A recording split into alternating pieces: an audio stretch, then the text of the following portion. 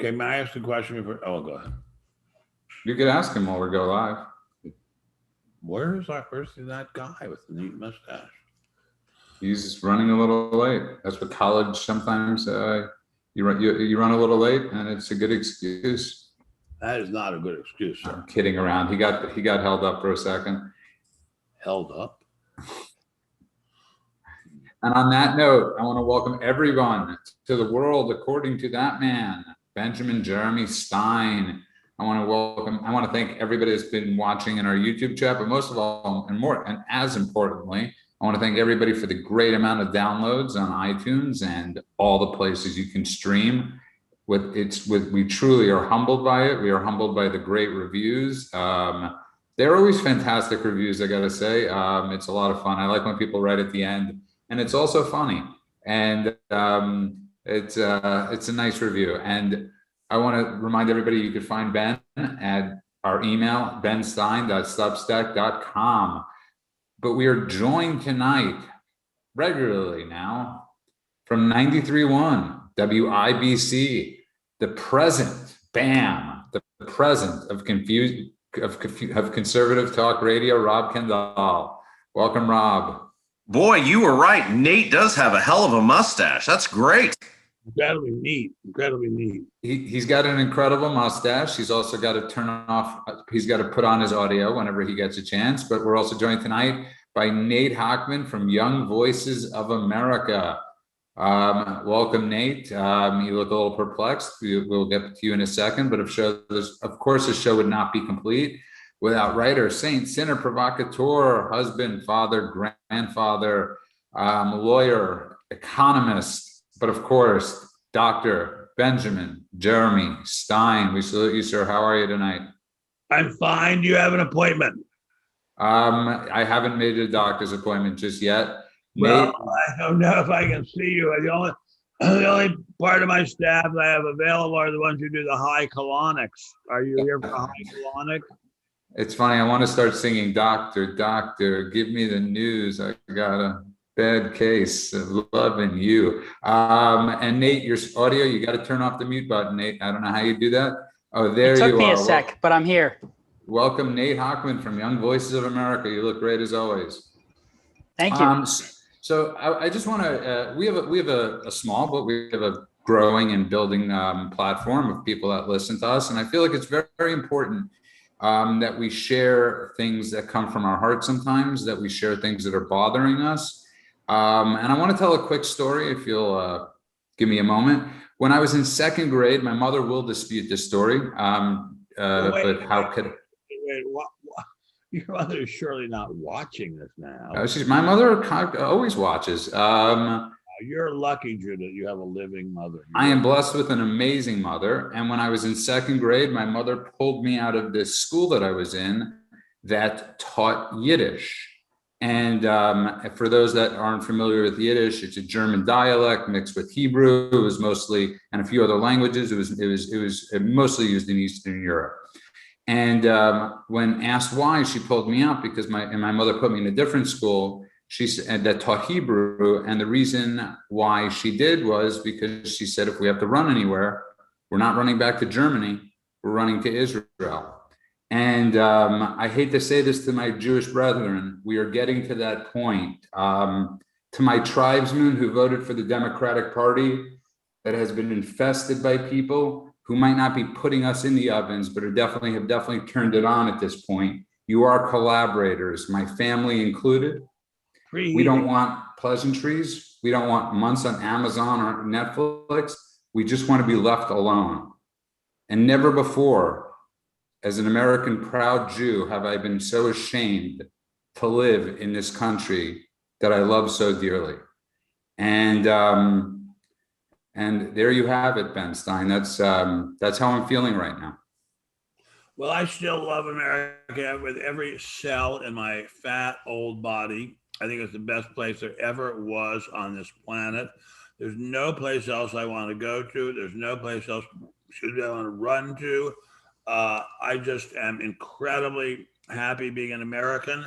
Yes, we have some very nutty people in this country who are saying terrible anti-Israel and some terrible anti-Semitic things. Unfortunately, some of the worst of them are in the Congress of the United States. One of the very, very worst of them is a senator who is Jewish, and that's really awful. And but America overall is the best place there's ever been on this planet. And again, Ben, it has been the best, but we are losing its exceptionalism, Yeah. and it's more than just Jews are being attacked on the streets. Well, with all due respect, as that we have our friend Nate, who is a master of data. How many Jews are being attacked on the street? This is a country of 340 million. How many Jews are being attacked on the street? I know the number has gone way up. I'm very well aware it's gone way up. I don't think we really know yet exactly precisely how many are going up because it's such a recent occurrence. It's clearly going up. I don't want to minimize what's happening. I mean, it's going up, and it's going up in mostly in blue areas on college campuses in major cities, because this is a left-wing kind of anti-Semitism. Stop here for a second. This really horrifies me more than anything I've heard so far. It's going up on college campuses? Of course it is. The Princeton professor, actually, to his credit, just released a statement condemning the uptick in anti-Semitic incidents at Princeton. But before we get into that really briefly. Can you tell me what that incident was? Because I do not know about it. Well, there were a series of incidents with Arab kids mostly going after visibly Jewish students. And, saying that they hated Palestine and, they were Zionist racists and all of the sort of normal anti-Israel attacks that are really scapegoating Jews for perceived sins of Israel. But I just briefly, before we move on to that point, I wouldn't go as far as Judah to say that I'm ashamed to live in America, because I wholeheartedly agree with Ben. This is the greatest country in the history of the human race. And I love it with every fiber of my being. And every day I wake up, I'm grateful to be here and live in America, despite the very profound problems that we increasingly have. I delineate between America, which is America in its totality. It's our history. It's the American people. It's our culture. It's our traditions. It's our food, et cetera. And the American regime, which is completely controlled by the left now. And it's just worth pointing out. It's worth pointing out that all of the problems that Judah rightly points to and says that it makes him ashamed to be an American are the left's doing. So it is, and the left is constitutionally anti-American. I'm tired of pretending they're not. I'm tired of pretending that they just disagree about policy. The left hates America. They are fundamentally, their entire political program is opposed to America. Joe Biden and Barack Obama both said their politics were organized around wanting to fundamentally transform America because they don't like America as it stands. So all that is to say, America is a lovely, beautiful country filled with fundamentally decent and good, hardworking people. The American regime is corrupt and oligarchic and opposed to everything that America traditionally has been, and is controlled entirely by the progressive left, and should be the object of our hate, not the American nation itself. May I respect? Sorry. Listen, Nate, the hate I have, you're correct. It's not the majority. Sorry, what is your definition of regime, Nate?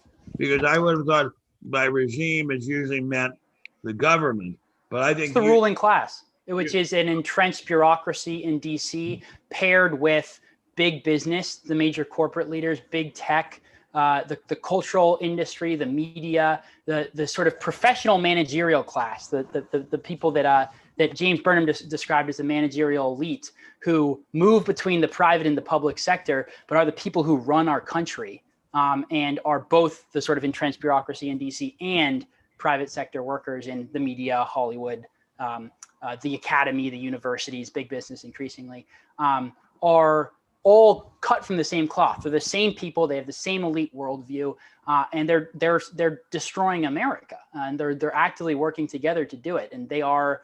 I think it is useful for conservatives to think about this in an almost Marxist way, frankly, as a class struggle between the regime, the ruling class, and ordinary working Americans, because that really is the dynamic in America today. Well, sir, with the greatest possible respect, I think you're very largely right, but there are certainly plenty of extremely important people who don't hate America, who love America, who are very devoted to America. I give you, for example, my dear friend Warren Buffett, who is, I think, as much a part of the regime as you would define it as any person on the planet. Yes, but here's the thing. But when you vote with that block, Ben, when you vote with that block and you become part of that block, you become a collaborator. So I'm sick of people saying, well, it's my friend that did it. It's them, it's that senator, it's that. No, you are part of a party that has allowed the infestation of anti-Semitism, of real racism, and socialism to invade our country. So I'm so sick and tired of this thing. Well, they're part of the good guys. And Rob, I'm sorry that you've been we've kept you silent this long, but go for it now, my dear friend. No, I love that Nate still has the bed on the floor. It brings back many fond memories. I love that. This is my new apartment in California. That's phenomenal. So. I love it so much. No, it's really interesting because, like, I think one problem we're not talking about here is people are now afraid to be bold. And we saw this today with John Cena, the professional wrestler, is now a movie star, when he comes out and calls Taiwan a country, which it is. Everyone knows Taiwan's a country. Yet because they want to sell this new Fast and the Furious movie that he's in China, he comes out almost immediately and is apologizing for calling Taiwan a country. Even Wikipedia, which is about as far left as you can get, lists Taiwan as a country. It's amazing.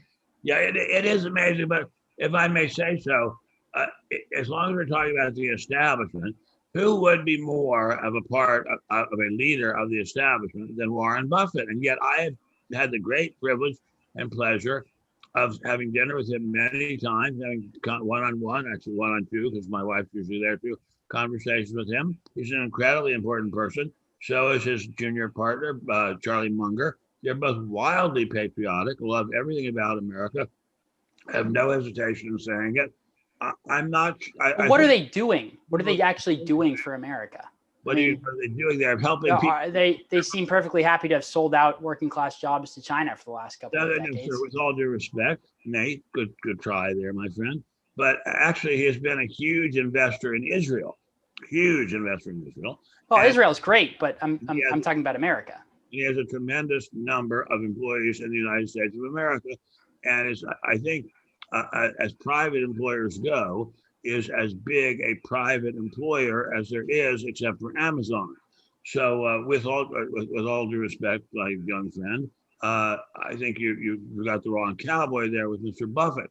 I mean, if you name brought him up. Studios, if you name the heads of the movie studios, yes, they do tend to be quite left-wing. But a movie studio is a small business compared to the really big businesses in America, and they've been sort of out of step with America for a long time. Let's not forget, but Mr. Trump got 75 million votes, more or less, that time. We're hardly out in the wilderness.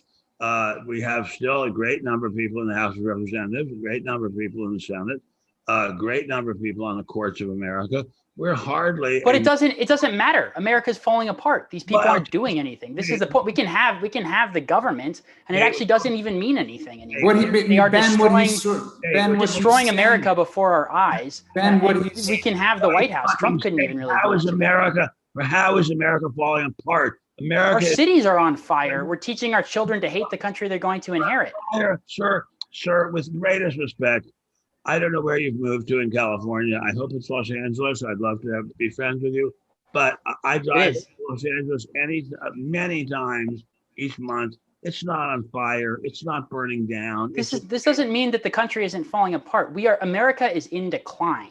We are in decline. We have opened our borders to importing an entire new generation of people who don't share our values and vote for the wrong party. How do you know? Well, because they vote 7 out of 10 for Democrats and have for decades. They don't vote. They're illegal aliens. They can't vote. They're mostly. Well, they're illegal until both parties vote on bipartisan amnesty bills. With all due respect, and then give them citizenship to because the Koch brothers want it. We are importing an entire class of people. And you won't let me talk. I'll just.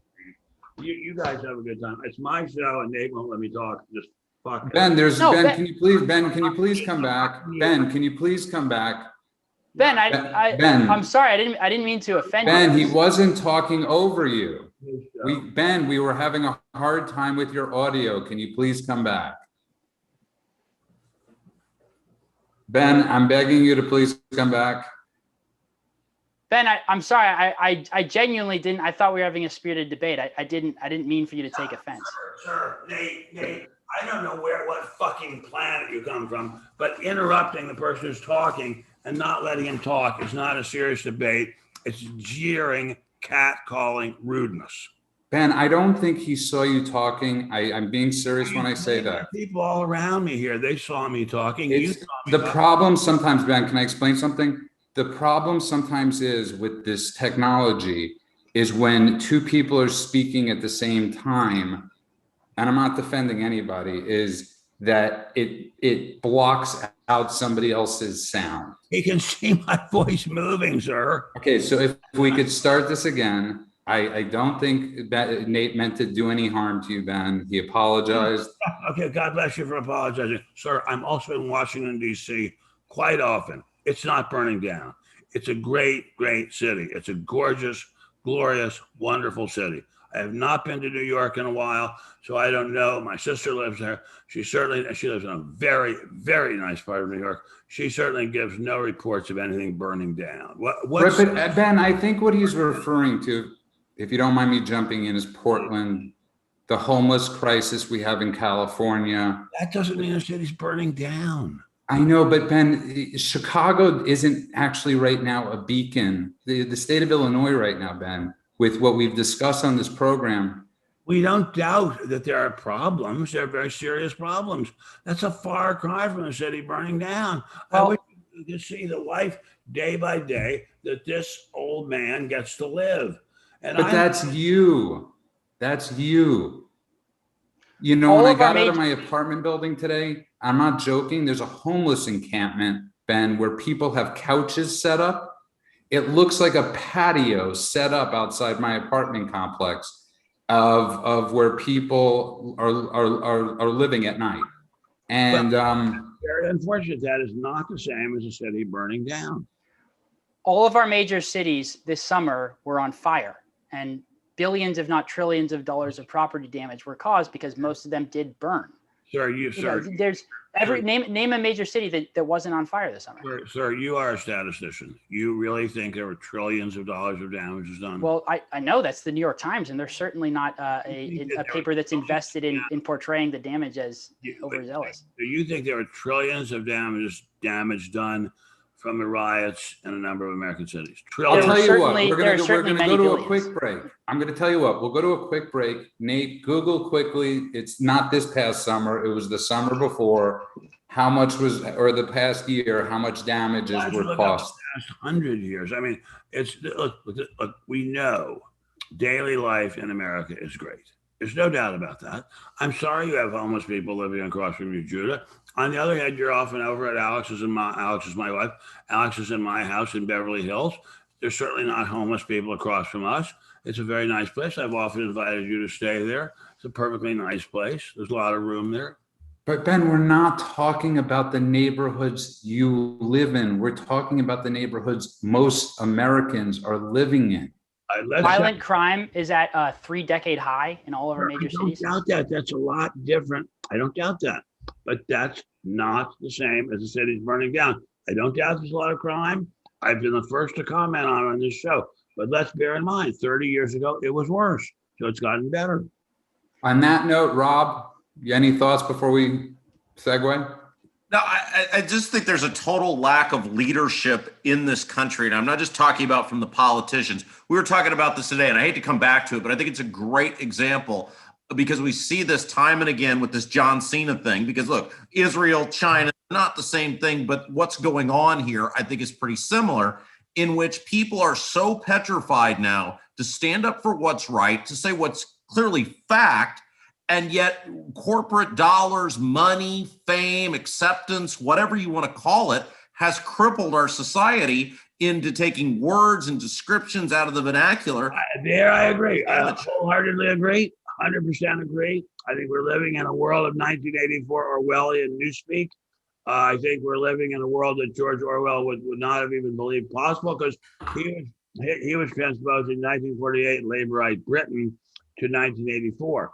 So he couldn't even imagine a place where you couldn't say the N word if you're white, but you can say the N word all day and all night if you are an N. So he couldn't have even imagined that. But that's what we have today. But again, that's a far cry from the cities burning down.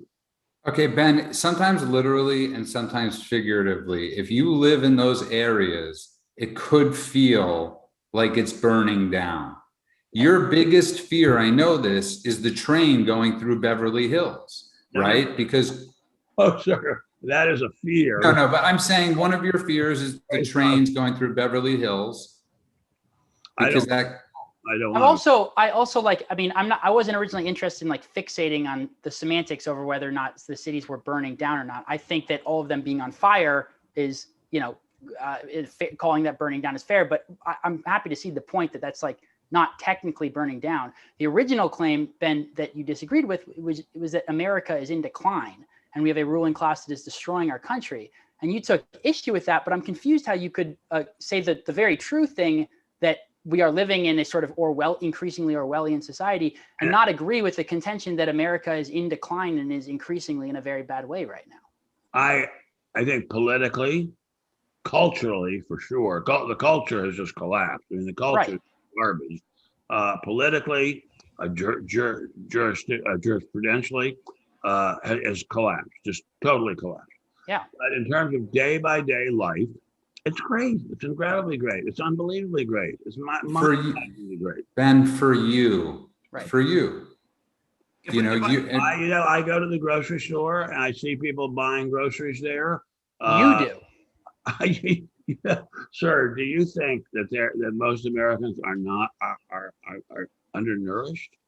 Increasingly, yes. Yeah, we have an entire quadrant of the country that is addicted to opioids. We have a crisis of suicide. We have life expectancy rates going down for white men for the first time in American history. Sure. We have the cratering certainly of our political culture, but life is getting worse for most Americans. Life is getting much better for wealthy, privileged Americans, but for the bottom 2/3 of the society, it's getting worse. With all due respect, I think what's usually expressed as a health crisis in terms of nourishment is Americans eating too much, not too little. Yeah, the nourishment thing I'm less attached to. The overall point that life is getting worse for Americans is the main. Let me ask you a question, sir. Life is getting worse for some Americans. Do you think that for the ordinary, well, I don't even care about, do you think that for the middle class, college educated American, man or woman, life is getting worse? Yes. Yeah. The middle class is completely cratered in the last 2 decades. It's disappeared. We live increasingly in a low trust, high low society where there's no great American middle anymore. It's disappearing. That's precisely why we got Trump, because he was appealing to nostalgia for an America that was majority middle class. It doesn't exist anymore. I don't know. I wonder who a college degree doesn't mean what it used to anymore. I wonder who all those people are at the grocery store or at what's the name of that store we sometimes go to it's a discount store that I never go to, but a friend of mine goes to. What's it called? I don't know. Anyway, who are all those people at those stores? Who are all those people at the Walmart? Look, I live part of the year in Sandpoint, Idaho. The major store there is a Walmart. It's jammed all the time. That's not really like an argument. I mean, respectfully, Ben, those, people like you and I who are from. Okay, guys. Give me data. I'm trying to. Opioid addiction, deaths of despair, suicides, declining wages for men, life expectancy going down, decline in religiosity, decline in civil society, higher rates of anxiety and depression than have ever been experienced on record in American society. I mean, I can give you list after list after list. Okay, Nate. Once anecdotal experience at that grocery store isn't really a counterpoint. Nate, let Ben speak. Yeah, you guys have a great time. Goodbye. No, Ben, why are you leaving? I didn't interrupt you, Ben. I didn't interrupt you. You asked me a question and I answered it. Okay, Ben, I'm asking you, could we change the topic, Ben? Can you please come back? I don't understand what's going on here. I don't either. I didn't interrupt Ben, you. Look, Ben. Nate. Look, Nate. You're You're a very, very young man. You do not know what real suffering is. In the Great Depression, people are really suffering. People really, really suffer. I agree with that. My parents suffered. Their parents suffered. Their parents suffered. My wife's parents suffered. My wife's grandparents suffered. People really suffered. 30 years ago in New York City, there was really scary, violent crime. It was scary even to get on the subway. Very scary, even to walk down the street in a nice neighborhood. In Washington, D.C., where I have property, it was very scary, even to walk down the streets of a very nice neighborhood. That's not true anymore. As to the rates of suicide and depression, if you've got them, I'd like to see them. I'd very much like to see them. I'm happy to send them to you. Addiction, I think, is a fraud. I think what's really happening with opioid addiction is that people who are seriously ill and need opioids in order to alleviate the pain are not getting them. And that, I think, is the real crisis, is a lack of feeling for people who are seriously ill. But if you're quoting a great deal of data, and you have and you apparently are very good at collecting data, I'd love to see the data. Okay, on that note, if you just tuned in, you are listening to The World According to Ben Stein. Nate, at any point in the show, you could bring up data that you have. I want to thank everybody that's in the chat. Yes, we are having a lively discussion tonight. Not trying to hurt anybody's personal feelings at all. People see this world differently, but that's what separates us from liberals. We're allowed to see this world, and we're allowed to see America differently.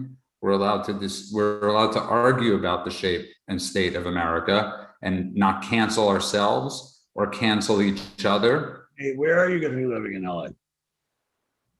I'm living in Claremont right now. I'm working at the Claremont Institute, which is a conservative think tank. You guys Sure. Do you think that is burning down? I just drove by. This fixation on what burning down means, or like what cities burning down, is like really let's not actually guys, let's just change the point the that I was topic making at all. Guys, let's just change the topic. We're gonna agree to agree and disagree to agree and disagree. The point is that America's in decline. That's my fundamental contention. With due respect, I don't think it is in decline. Okay, guys, enough. Everybody, enough on this topic, please. Didn't have before, for example, everybody's car is air conditioned.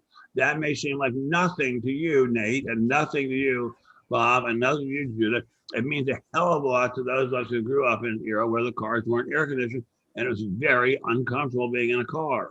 And a record number of young men are blowing their brains out. So, like, air conditioning. Okay, enough, guys. If you just, guys, Ben, I'm asking you, Nate, I'm asking you, we're going to switch topics. This is very lively. Whoever has facts, bring up the facts. No anecdotal data on this show allowed. Just like Bill O'Reilly had the no spin zone, we don't allow anecdotal data, a word I learned from Ben Stein. It's not really data. Hey, Judah, can I offer to find some middle ground here? Because that's what I often do with my listeners in my day job, try to find areas of agreement, because I think we agree on most things. So my grandfather, it would have been his 99th birthday, May the 12th. And he made it to his 90s. He didn't make it to his 99th birthday. Oh my God, he's a day older than me. That's right. Well, a day and a couple of years. But I was thinking, he grew up in the Great Depression. He and my grandmother were the same age. They grew up in the Great Depression. And my dad and I have had this conversation. I know Ben and I have talked about this before on the show, about some of the worst moments, the worst times in American history, the Civil War. One of the great things about America, though, and you think about those people from the greatest generation, as Ben was alluding to, they grew up in the Great Depression, and they went and fought in the Second World War like my grandfather did. The women went to work to run the country, and many, many people came out of that who were born into abject poverty, like my grandparents, and passed away, not super wealthy people, but certainly in a rising middle class. And I think that's some of the concern now, is that we're diluting the ability of people to rise up into that middle class, which is a part of American greatness, is the ability to rise up from poor to middle class, from middle class to wealthy. And I think maybe I'm trying to bring this all together here, that there is some concern that, yes, while things abjectly may be better, there's a concern about people not being able to rise up. And that's part of American greatness. Okay, I got to say something before. Education. I mean, the people who are not rising up are the people who do not get an education. If people get a college education, they can rise up, and they do rise up. I just got to say one thing before I just plug this show. I find it really funny, as I said in the beginning, that we don't want any Netflix platitudes or Amazon platitudes as Jews. I can't even get a platitude for 2 minutes here. Let's lighten up. Ben, everybody's right. America's the greatest place in the world still. It is. Yeah. Is in Nate's defense, is it by the government we have now and metrics we can see with our own eyes, is it declining? 100%. When you allow people with ideologies into the House of Representatives, Ben, like we have now, you would have said it in the 50s with who do you always bring up, Alger Hiss? He was in the 40s, but there was a communist named Mark Antonio in the House of Representatives in the late 40s and early 50s. And so let's just all agree. But if you just tuned in, thank you. Stay with us. Don't forget to download our podcast like you have been. Don't forget to subscribe to Ben's email, benstein.substack.com. We're all a little thrown off by the love that's going on tonight, and I could feel that love tonight. And there really is love. Ben is the most forgiving person in the world to everybody out there. I could just say that to you from many times of screwing up. Ben is all about love and forgiveness, and that is his tagline and through line through life. Sorry, Ben? I like data too. I didn't hear you. I said I like data too. You like, and Ben likes data too. I can give data, which you guys would like. I don't know if you guys want to keep talking about the next time you're on, Nate, I promise you, data galore. But bring the data, and because we know you have it. That's why we have you. You're a datatician. But welcome back to the world according to Ben Stein. I want to switch topics a little bit to some very frightening news about this Maggie Haberman yesterday. And we all know that the media collective all walks with the same talking points. And it was only eventual that, and we brought it up on the show, Ben Stein, that they would be blaming Trump for somehow with the Wuhan lab, when Trump all along was the one saying it came from China. And we have Maggie Haberman yesterday who said, well, we didn't want to go, Trump was making it political. And I'm thinking to myself, you're an investigative journalist. It shouldn't have mattered what President Trump was saying at that time, even though it turned out to be true. Why were you not investigating what he was saying? Well, it's a sad thing. And as a person who was a columnist for the New York Times for a number of years, they are the least interested in truth of any newspaper I've ever dealt with. I mean, I've written columns for the Washington Post, for the Wall Street Journal, for a wonderful small afternoon newspaper in LA called the Herald Examiner, which is probably the best newspaper I ever worked for, and also for the New York Times. The New York Times had the least squibbles about simply making things up of any newspaper I've ever seen. I mean, they just would routinely make up things. And that's a very sad situation because they are considered the newspaper of record, and a lot of people believe them. No, but I also, but getting back to it, I find it fascinating. How can you, this is like, we've seen it all, right? With Hunter Biden, right? He was innocent without investigation. That's the left's media motto, right? When it comes to Dems, innocent without investigation, Ben. And it's sort of frightening, this collective cabal that is literally, I mean, I don't want to use terms like destroying our country because I don't have full data on it. And I'm very scared now to use certain words that will upset people. But Nate, I mean, Rob, what are your thoughts on this thing? So we talked about this today, and I think this is interesting. By the way, our audience loved having Ben Stein on the Mock and Rob show last week, and we got so many compliments. It was so great. The story about Elvis, people loved it. They thought it was great. God bless you. God bless you. So Trump has been right about so many things. And I said this today. And look, because there may be guys who technically were higher IQs or whatever, but Trump may be the most brilliant person to ever hold the office of the presidency. And think about how many things he's been accused of being crazy of that turned out to be completely right. Like, Not probably Obama was tapping my wires, and people are like, oh, Obama wasn't spying on you. Well, he wasn't technically tapping the wires, but he was spying, and Trump was right. He just didn't use the right phrase. Trump has been right about so many things, and he was totally right on this one as well. smarter than Ben, Jefferson, sorry, Ben. And yes, Richard Nixon too. Richard Nixon, smarter than Abraham Lincoln, smarter than George Washington. Ben, there's only been one guy to be a billionaire and president in the history of this country, and that's Donald Trump. I'll put that. That's a pretty good resume builder. I don't think he really is a billionaire. I think that's a fake. It's your turn. It's your turn now, Rob. No, I just look. I mean, again, I'm not going to say that was he a greater leader than George Washington? No, I love him. I just think Trump did so many tremendous things for the country, and there's no doubt. And Ben, you're the economist, so you can speak to this, that we were experiencing arguably the greatest economy, not just in the history of the country, but in the history of the world before COVID. And that was because he was a different president. He was putting people in power, but in a different way. He was banking on the American exceptionalism to come through, and it did. And I just think the guy was phenomenal and right about so many things. And this is just another example. Absolutely wonderful. Absolutely wonderful. I love him a lot. I started out, as Judah well knows, supporting several other Republican candidates. But once Trump became president, I was very impressed and got more impressed every day. And I alone, I think, of anybody I know of in the media, read his entire speech he gave on January 6th.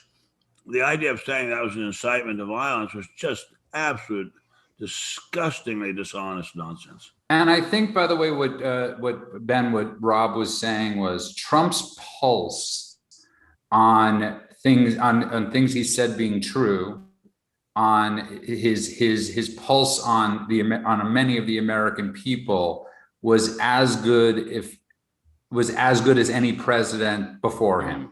I think he was great. I think that's what Rob was saying. Was he the smartest person ever? No, but when it came to foreign policy, when it came to the economy, I mean, he was, if he was a baseball player, Ben, you'd call him a five-tool player. And I love him. The last five-tool guy we had was Nixon. What are your thoughts let's go to Nate on the New York Times thing and journalists blaming Trump for their reasons for not investigating. Well, that's par for the course these days, and anyone who takes the New York Times seriously at all is a fool at this point. But I mean, the point about Trump, I agree, particularly with your last point, Judah. The man was really nothing short of a genius when it comes to his connection with the electorate and his understanding of what the American people are interested in, and B, his ability to sort of bypass the traditional institutional ways to get your message out and just talk straight to the American people and not have to deal with giving press conferences to the New York Times and doing press releases to the Washington Post. And so I mean, the man was in many ways amazing. He was also unfocused often and emotionally immature and self-sabotaging, particularly in the second half of his term. But that kind of comes with the whole package. I like Trump, the political phenomenon, more than I like Trump, the man. Trump, the political phenomenon, was, really a great man in the sort of historical sense. He was a figure of historical importance. He exposed the ruling class for what it is, this sort of oligarchic left wing that controls all of our major institutions. He radicalized a lot of people, including me, to understand really what's going on in America. And he was the first Republican in generations to actually listen to what the base of the Republican Party had been begging their leaders to do for decades. In governing, he was often much more distractible and impulsive and made a lot of mistakes and staffed his administration with a lot of swamp creatures who ended up sabotaging. Until his last 2 years. We've discussed that on the show. Yeah. But Ben, I want to get back to a point you said about... I'd like to make another point in favor. Yeah, please do. Compared with the present administration, especially, or the Obama administration, he loved the Constitution of the United States, the fundamental underlying document of the United States of America. He respected it and stood by it, whereas the people who are the Democrats, I think, fundamentally want to tear it down and discard it and have a government which is closer to some kind of African tribal way of governing a society. And it's heart, as my wonderful goddess wife would say, it's heart rendering that that we do not have a president who reveres the Constitution at this point. And Ben, I just want to bring up a point, because New York City is about to bring down grand jury, and they're going to go for indictments. It was pretty much being announced today. They're heading, for Trump's whole family. Wait a minute. Now, Judas, you always seem to be about 2 or 3 hours ahead of me. Tell me, let's talk about this a little bit. The New York Cyrus Vance and that woman are alerted them that this is no longer a civil matter; it's a criminal matter. I'm sorry. Second, Cyrus Vance and I'm sorry, what woman, please? From the New York Southern state. I can't remember her name right now. If somebody could look up her name, that would be great. And they are going after pretty much the whole family, the Trump organization. Sorry. Because you see, I want you to explain to people this, because you understand this better than anybody. You're right. We don't know Trump, how rich he is, because when you own real estate, nobody ever knows how rich you are, because the value, especially in New York, Cyrus Vance. I said Cyrus Vance, but there's a woman. Someone else working with the Cyrus Vance. Yeah, and the New York State prosecutor, I can't remember her name. She's an African-American lady. But Ben, as you know, so they're accusing him of taking out loans on the valuations and Letitia James and of fraud, and they're accusing him of all those things. So it's quite, as you know, this is it's cancel, kill, it's a shock. I'm very, very, very, very, very sad that I didn't see this story. This just came across the wires this afternoon. It's pretty much been being reported, and this is what's coming down the pike. It's going to be about 6 months of it's 3 to 6 months of a grand jury, and it's 2 years of an investigation. And Trump's never been investigated for 2 years before, but the difference is this time is it's scary. That this man gave up for what he gave up for the country to now be threatened with jail time, Ben, is a frightening thing. I will say that I wouldn't be surprised if Cyrus Vance would. There's nothing he would do that surprise me. I mean, the man brought very, very serious criminal charges against Dominique Strauss-Kahn, the head of the World Bank, for the most. Well, you're the only one defended him. Ostrous, on its face, insane allegation of rape, just screamed fraud. And after it was discovered that it was fraud, and after it was discovered that it was a political setup by Strauss-Kahn's enemies in France, he did nothing about those people. He knew who they were. They were in New York. He did nothing about them at all, period. He has been a disgrace. He was preceded by Robert Morgenthau, a truly great district attorney for the borough of Manhattan. And to think that a genius and a great patriot like Morgenthau has been supplanted by this fool is very scary. But what we see is that what we learned in law school is a prosecutor can indict anyone. They can find something. It's very easy. Lives of any of us on this show, maybe not Nate because he's so young, but certainly anyone on this show, and find something to indict us for. And it's terrifying. Prosecutorial discretion in this country is terrifying. It has now jumped over into the political sphere in a big, giant way, and it's absolutely breathtakingly terrible. And it doesn't matter, Nate, or the people that are in the YouTube chat, how clean you are. If they want you, it doesn't matter how clean you are. The prosecutors can get you for something. If they want you, they will get you. And Trump and his children and his family and everybody that's ever associated with him, Rob Kendall, are number one on that hit list. Yeah, the old saying, and I know this because my dad was a federal law enforcement officer: you can indict a ham sandwich. That's the old saying. And look, they've made it very clear, and they're sending a message. It's not just about Trump. about sending a message to the people who share the Trump ideology, people like Ron DeSantis, et cetera, who are looking to maybe take that torch and run with it, which is, we will come for you. We will take you out. You won't just be silenced on social media. We will destroy your existence and we will put you on trial. And there's a huge swath of the Republican Party, not the majority, but there's certainly a big group that are just fine to see Trump go down because they hate the dude because he took power away from them. But also, if I may say this, what we're seeing is that the prosecutors, the Democrat prosecutors all over the country, can now start doing this to just about anyone. I mean, it's just amazing. One of the things that we learn in law school is we study about criminal law. We talk about the prosecutors can do this, they can do that. And I remember very well asking my criminal law teacher, well, okay, so then what's the countervailing force that stops them? And he said, there is none. No, it's absolutely fascinating. And we're living in frightening times. I don't want to say the worst times. We're living in scary times. Don't have any data to prove anything. But what perception-wise, Ben, it's very scary out there. I said, and politically and jurisprudentially, it's very, very bad. Day by day, great. Because after cancel comes kill. And I'm not trying to say that for the effect. That's really because canceling is killing. But right now sorry, Nate. Well, that's not even hypothetical anymore. I mean, if you look at what's happened to the January 6th protesters, right? Like a very, very small minority of those people were legitimately. I'm sorry, the what protesters? The January 6th. January 6th rioters. A very, very small amount. That thing was a fraud. Nothing bad happened.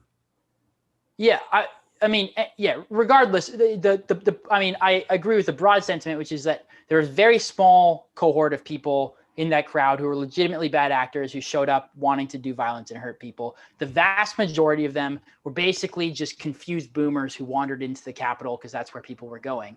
And they have now been treated to a shock and awe prosecutorial campaign where a bunch of 65, 70, 75-year-old men, totally harmless, have had the book thrown at them.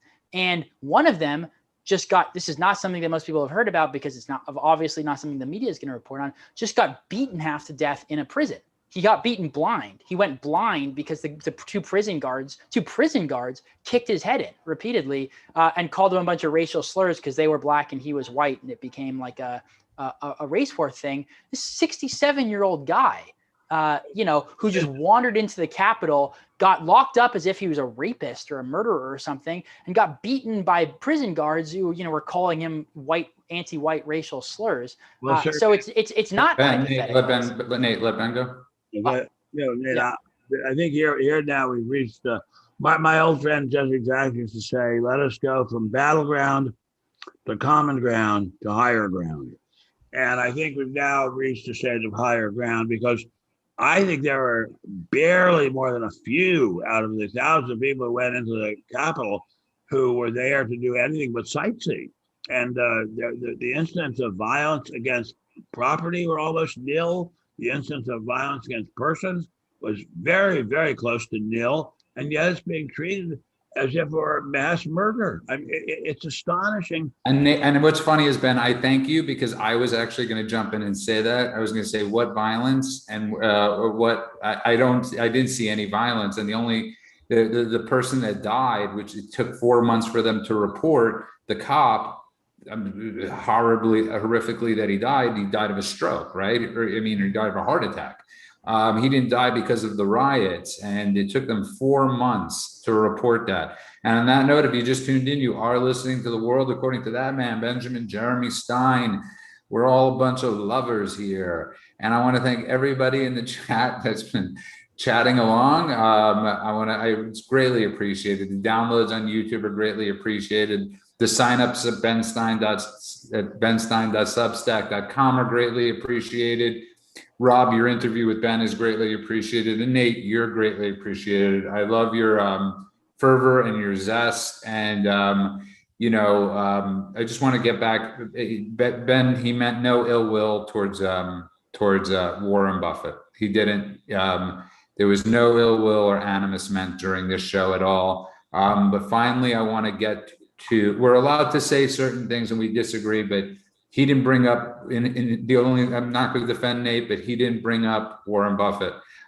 He was simply talking about corporate America, which, as we know, Ben, in many instances now don't have, I'm not referring to Warren, don't have America's best interest involved. Yes, Rob. No, I was just acknowledging, the conversation earlier about this January 6th thing. And I think it's important to point out that, what was it? 25 Republicans voted for this January 6th commission. 35. I'm sorry. Yeah. Liz Cheney, Kinzinger. And you know what? One of our guys here in Indiana, Trey Hollingsworth, voted for it too. And his excuse on that was so weak, on saying, well, if we don't vote for it, then the Democrats get unfettered investigative powers and we won't have any Republicans on there. And it said, you guys did nothing. These Republicans did and said nothing, while in many large cities, police officers were killed all across the country last year. What about David Dorn in St. Louis? Nobody cared then. It's all like the Committee of Public Safety in the French Revolution, which was a commission, one might say. It basically had unlimited power to prosecute and execute anyone who they deemed to be enemies of the new state. And that, I'm afraid, is going to be what this commission is. And it's extremely frightening. It's really terribly frightening. Okay, the last thing I want to get to quickly, guys and gals, well, there are no gals, but guys, is... Wait a minute, there are no gals in our audience? No, there are. There's the gals in our audience, but the last thing I want to get to, guys on the panel and guys and gals in the YouTube chat, is this is amazing. And you can't make this up. It's L. Ron Hubbard-like, because the way I look at, Scientology was started as a joke and it became a religion. And sorry? What L. Roners did. But let me finish up there's the second part to that statement, which Black Lives Matters is now being allowed to fly at U.S. embassies. They are yes, Ben. It was announced. No, that cannot be. That's too horrible. No, Ben. I am not joking. They announced that. Well, the Biden administration is flying the pride flag in the Afghanistan embassy, the gay pride flag in Afghanistan and Saudi Arabia. Yeah. I mean, but getting back to it, Ben, it's Black Lives Matter was started on a lie. It's founded and it's steeped in socialism, anti-Semitism, any ism. It's founded on big lie. One big lie, just like Scientology. Yet they're allowing the flags to fly. This is like, I don't even know. I know this story, Ben, is incredibly hard to believe. Unbelievable. Horrifying. Just beyond words. It's horrifying. I'm at our house down in the desert. It's in a gated community. And I don't think I'm going to leave. I'm just going to stay here. I wouldn't blame you, but Rob, it's sort of frightening that Black Lives Matter was started on a lie that we know. Well, we've seen people like Patrisse Cullors, who is, one of the higher ups there, one of the people who helped grow that organization, who's an admitted Marxist, has 3 homes. Now she's going for a 4th home, or it's a 4th home, going for a 5th home. Well, that's some interesting Marxism. Someone should explain Marxism to her and capitalism, because I don't think she quite understands it. Look, it's really scary what's going on out there. And Ben, I don't mean to be the bringer of bad news, but you ask somebody like the McCloskeys in Missouri, who also lived in a gated community. They just got that thing torn down, and didn't they get indicted for defending their home on their lawn? I'm not sure anywhere's safe anymore. Wait a minute. They were in a gated community? Yes, Ben. They were in a gated community. How did the demonstrators get in? They broke the gates down, Ben. And because everybody is scared to defend themselves. This goes to what I was saying to you on the last show, when I said when I was talking to my family members, Nate, because I was saying how I was suggesting pepper spray, and I bought that online for Ben. Then I was suggesting a stun gun, which I suggested, and then I bought that for Ben. And then I kept on looking on Amazon, and I saw you could buy a taser gun, which Ben bought for himself, but I sent to his house. And I said to my family and people, why don't you get this? And people are like, well, what if I use it? I'll be in trouble. And I was like, it's better to be alive and maybe trouble than dead, and well, you're in trouble. And this has been people's. You know about that. Sorry, You know about that. Maybe good things happen to you after you die. I didn't hear you. I said maybe good things happen to you after you die. That's very true. But since we don't know, but then you know what I'm saying. This is people's biggest fear, is standing their ground, Nate. It's very scary. Very scary. Terrifying. Yeah, things are getting really bad. But day by day, life is great. I mean, Yes, there are problems. I agree. There's no doubt about it. The stories that Judah just brought up are absolutely blood curdling. But day by day, life is getting great. I'm going to leave my gated community in a few minutes, drive home with my incredibly wonderful driver, and I'm going to stop and get an ice cream sandwich, and it will be great. And I will sleep in the car, and I'll get home, and I will make a steak for my wife and her nurse, and it'll be great. But Ben, you brought up the other day how you were attacked while you were driving. You filed a police report. You've brought up how you're scared that you're going to be pulled over by the police for the thoughts you have and the things you say. I wasn't attacked. I was sort of approached in a kind of. Okay, but you said attacked at the point, but you bring up all these things that you're scared of that 5 years ago, 10 years ago, you never in your wildest dreams would have thought you'd be scared of. So in 5 years, Ben, we've had a politically, culturally, jurisprudentially, it's down the toilet. On the other hand, we have everybody in the world has air conditioning. Everybody in the world has a microwave. Everybody in the world has access to really, really good quality salmon. Not bad. Yes, that's not bad. But again, Ben, come on. I know you're half being serious. You're half joking around. You're terrified. When people send you, terrified at all. I'm terrified of many things. I'm not terrified of that. I'm terrified of losing people close to me that I love. That's what I'm terrified of. Right, but you're also I know you've called me in the morning scared about what's going on in Israel. I know you've called me in the morning terrified about the squad. I have not called you about the squad. The squad is just, as far as I'm concerned, they're just a bunch of homeless people who happen to have found a home in Congress. They're a bunch of homeless people. Rob, final thoughts.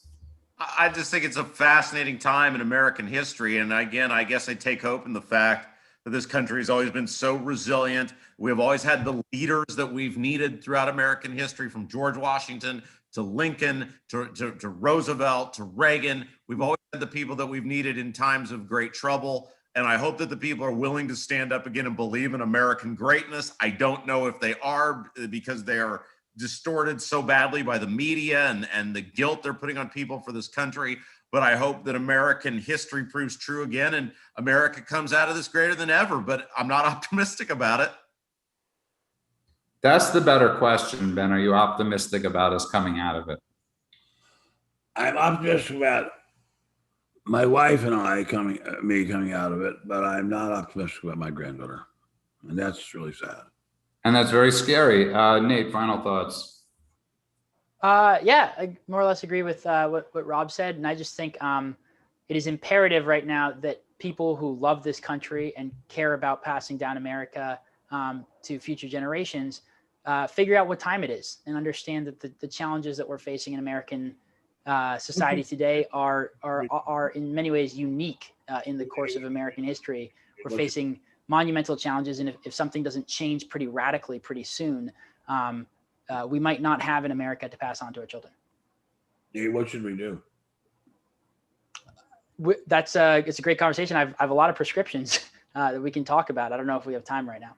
No, we don't. But that is an important question of what can we do. And there's a guy that's running in Florida. He announced it today. A former vet. You could look up his name on Breitbart. And as the midterm, sorry, Ben. A vet includes the word former. He's a vet. Sorry. And boy, you're Mr. That's Santini. What's it? Something. It's not Santini. It's but whatever Sabatini. it is, Anthony Sabatini. Look him up. Donate to him. And that's how we try to take it back. The midterms are coming up. Very good point. Is getting our candidates in, and it's primarying the ones that are part of the 35 that are in safe Republican districts. Don't primary people that aren't in safe Republican districts, otherwise we're really screwed. But on that note, I want to thank everybody that's been in the YouTube chat. It's definitely been one of the livelier discussions we have had, and livelier disagreements we have had, and we thank you greatly for putting up with us. You could find, of course, Rob Kendall every day from 9 to noon, 93.1, bam, the president of Conservative Talk Radio. And of course, you can find Nate. Where can they find your stuff? At NJ Hockman at Twitter. Yes. Oh God, you had to bring up Twitter, Nate. How can you be there? You're Don't part have a of the parlor problem, yet. Nate. I know. Nate, you're part of the problem, not the solution. That's Judah Friedman telling you that. You're part of the problem, man. But of course, thank you everybody for downloading the podcast. Don't forget to give them 5-star reviews, even this one. Please, 5-star reviews, and you can find Ben Stein at benstein.substack.com. Of course, you can find Ben on Parler at Ben Stein. We will be posting there when more people show up, but we will be posting there. And of course, Rumble, you can find us there, all the shows, and we have exclusive videos on Rumble. We are humbled by you joining us tonight, and you following us, and you sticking with us. It's truly humbling. It's truly great. Spectator, the American Spectator. And of course, spectator.org. But Ben Stein, if you have the strength to sing us out, please go for it. You've got to win a little, lose a little, and always have the blues a little. That's the story that's the glory of love. Good night, everybody. Good night, everybody. God bless. We will see you Thursday night. God bless you. Thanks, guys. Night. Good night.